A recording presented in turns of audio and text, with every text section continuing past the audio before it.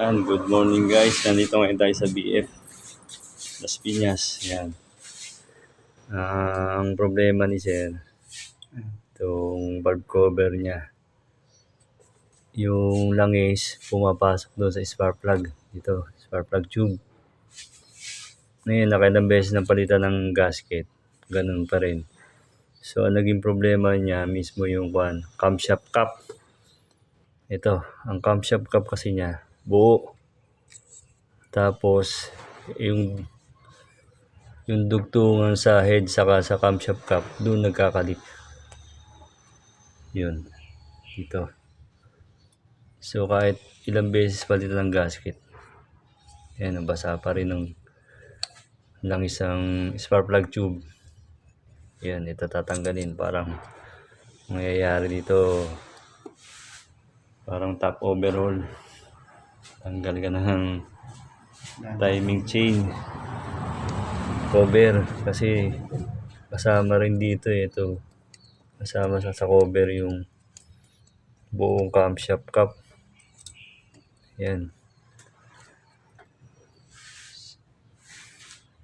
kwanto Nissan Silphy. Yan, Nissan Silphy 1.8.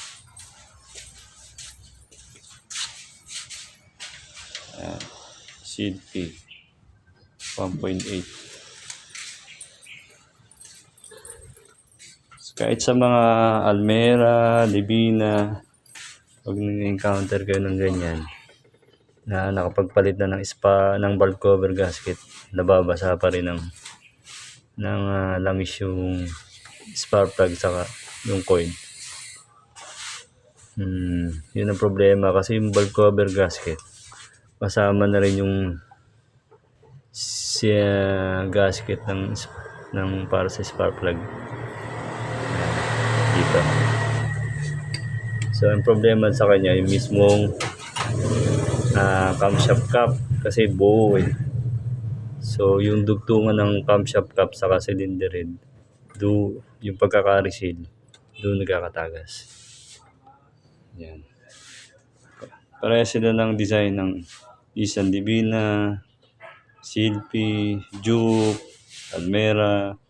Yan. Pag naka-encounter kayo ng ganyan, medyo madugo-dugong trabaho yan. Yun lang guys, and God bless.